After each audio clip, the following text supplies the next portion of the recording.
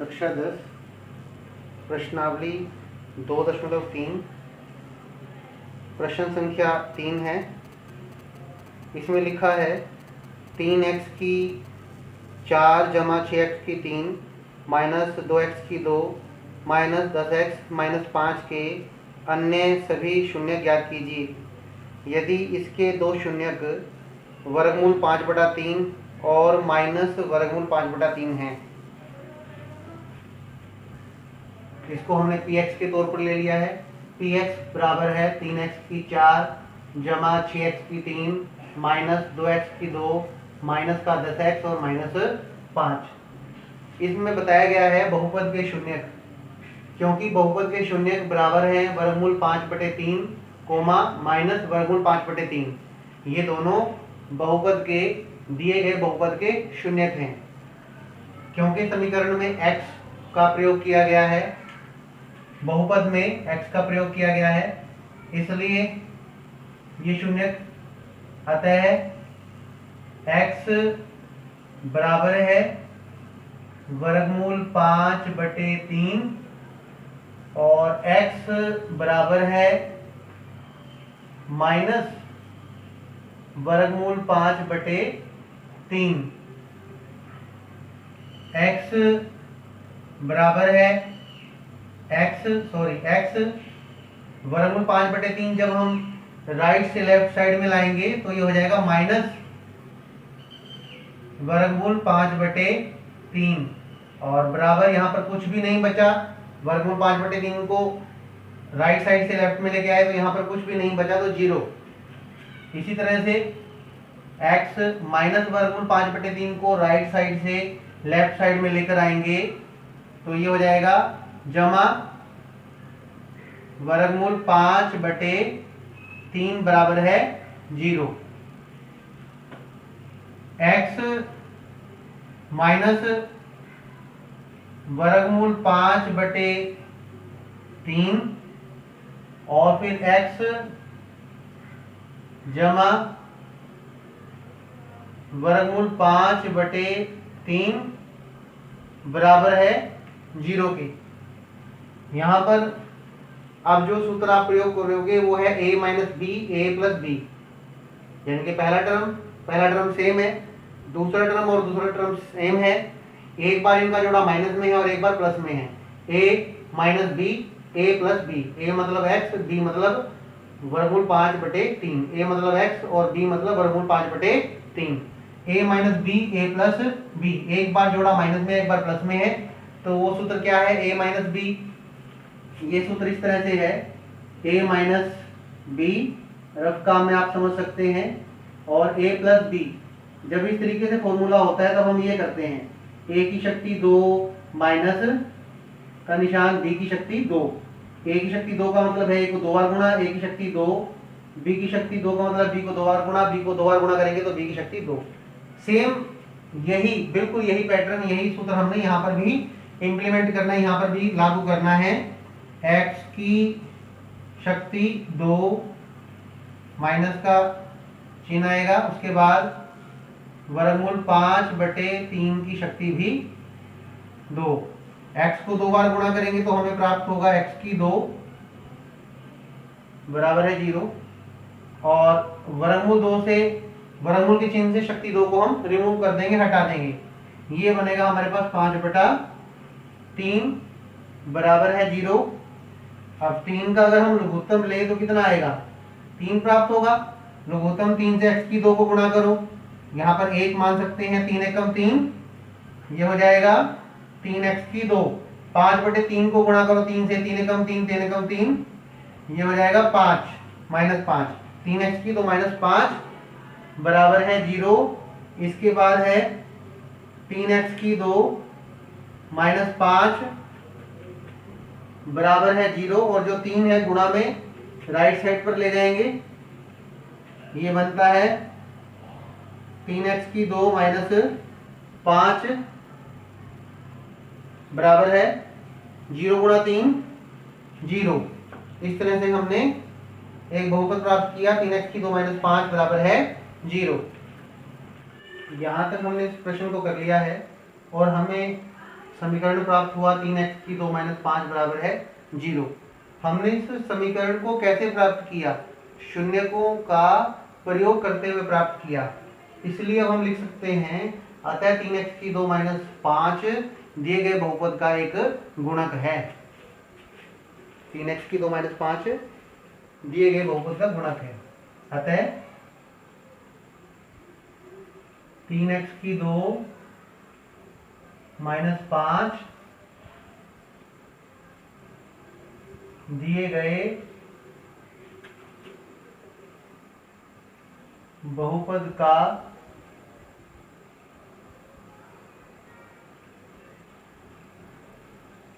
गुणक है। 3x की 2 माइनस 5 दिए गए बहुपद का गुणक है। इसका मतलब क्या है? बहुपद जो सबसे पहले प्रश्न में दिया हुआ है 3x की 4 जमा 6x की 3 माइनस 2x की 2 माइनस 10x माइनस 5, इस दिए गए बहुपद का गुणक है 3x की 2 माइनस 5। 3x की 2 माइनस 5 दिए गए बहुपद का गुणक है। इसका अर्थ ये है जब हम उस दिए गए बहुपद को 3x की 2 माइनस 5 से भाग करेंगे तो पूरा पूरा भाग हो जाएगा। पूरा पूरा भाग होने का मतलब ये है शेषफल 0 प्राप्त होगा।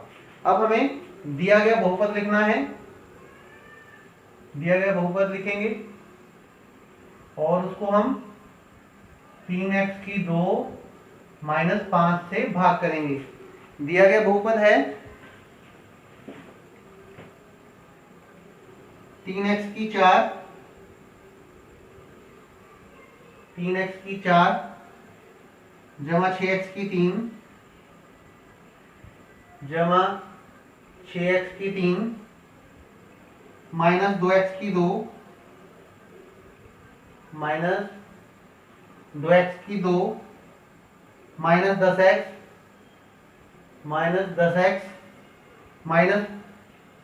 माइनस 5। ये है दिया गया बहुपद। क्योंकि 3x की 2 माइनस 5 जो है इसका एक गुणक है, तो जब हम इस बहुपद को 3x की 2 माइनस 5 से भाग करेंगे तो शेषफल 0 आएगा। मतलब ये दिया गया बहुपद 3x की 2 माइनस 5 से पूरा पूरा भाग हो जाएगा।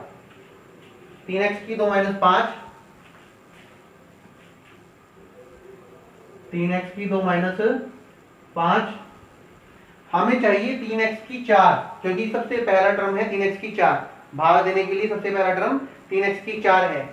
3x की 2 को किससे गुणा करें जिससे हमें 3x की 4 प्राप्त हो? तो हम इसको गुणा करेंगे x की 2 से, क्योंकि 3 तो पहले से ही है। अब हमें x की 2 एक्स्ट्रा चाहिए।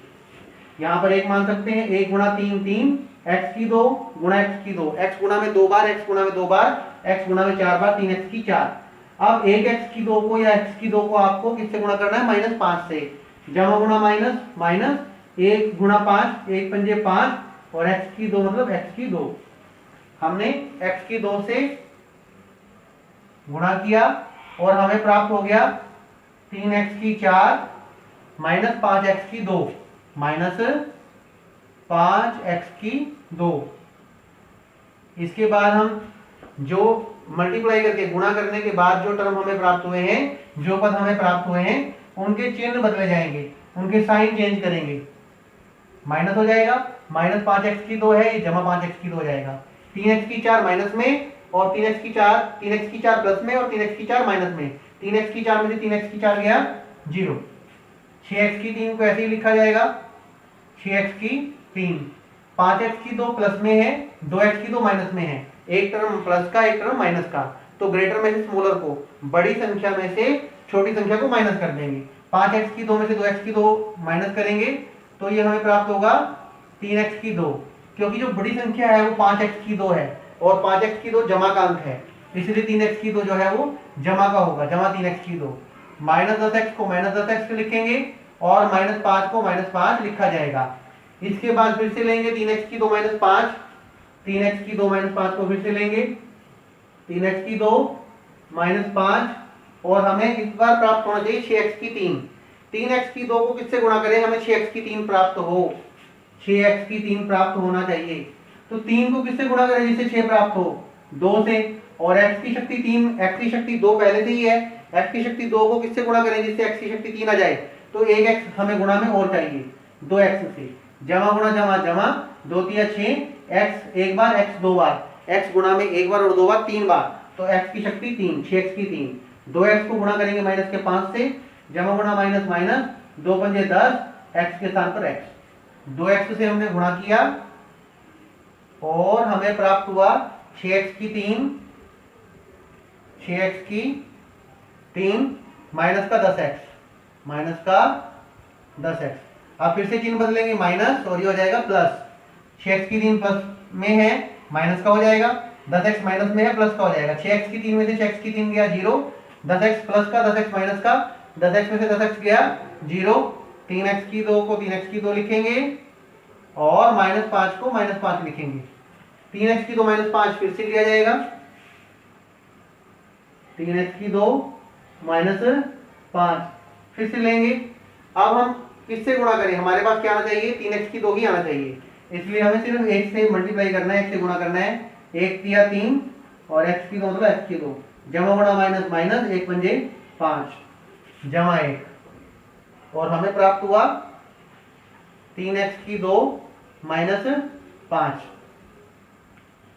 इसके बाद जो है वो साइन चेंज होंगे, ये माइनस हो जाएगा और ये प्लस हो जाएगा।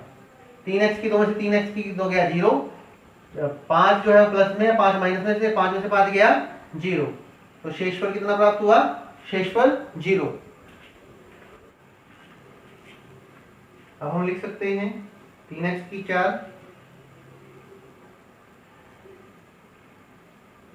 3x की 4 जमा 6x की 3 जमा 6x की 3 माइनस 2x की 2 माइनस 2x की 2 माइनस का 10x माइनस का 5, ये पूरा जो बहुपद है ये बराबर है 3x की 2 माइनस 5, 3x की 2 माइनस 5 गुणा, ये गुणा माना जाता है, x की 2 जमा 2x जमा 1, क्योंकि अगर आप इन दोनों को गुणा करते हैं तो आपको ये बहुपद प्राप्त हो जाता है, इसलिए हमने लिखा 3x की 4 जमा 6x की 3 माइनस 2x की 2 माइनस 10x माइनस 5 बराबर है 3x की 2 माइनस 5, फिर दूसरी ब्रैकेट में है x की 2 जमा 2x जमा 1। अब ध्यान दीजिए, अगर आपसे पूछा जाए 3x की 2 माइनस 5 हमने कैसे प्राप्त किया, इसमें पहले से ही शून्यक दिए गए हैं, इस बहुपद के 2 शून्यक उसने बताए हैं, वर्ग जमा का वर्गमूल 5/3 और माइनस का वर्गमूल 5/3, 2 शून्यक उसने बताए हुए थे, उन 2 शून्यकों का प्रयोग करके हमने इसको प्राप्त किया 3x की 2 माइनस 5 को।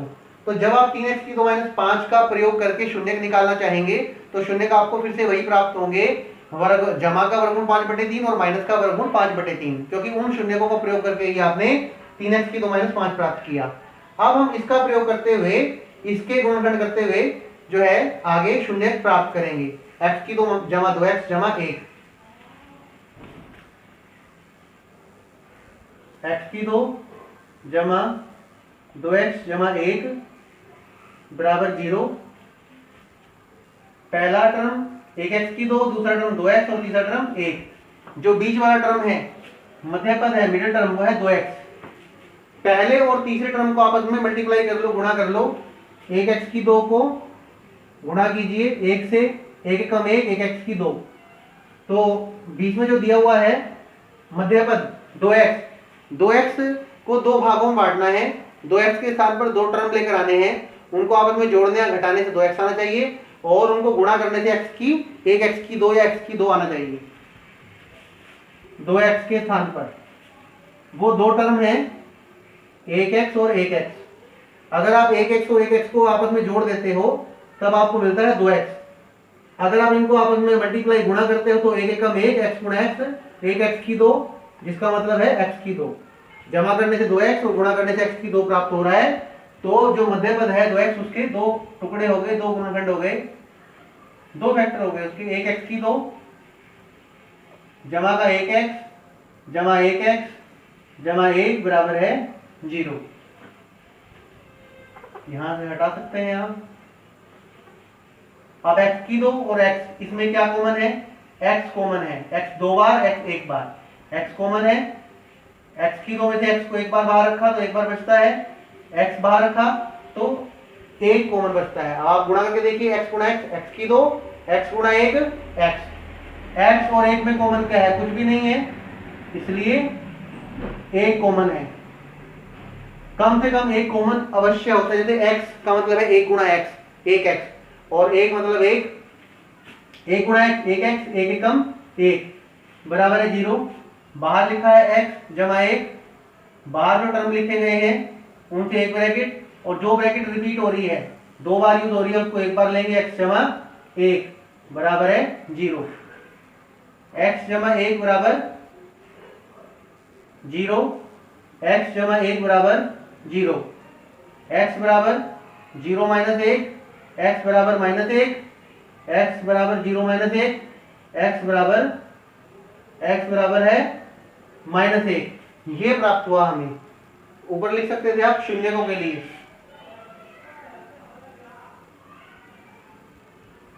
शून्यकों के लिए मतलब शून्य प्राप्त करने के लिए, शून्यकों के लिए, शून्य प्राप्त करने के लिए x की जमा 2x जमा 1 बराबर है 0। अब ये दो शून्य पहले से बताए गए थे और दो शून्य हमने ज्ञात कर लिए, -1 और -1।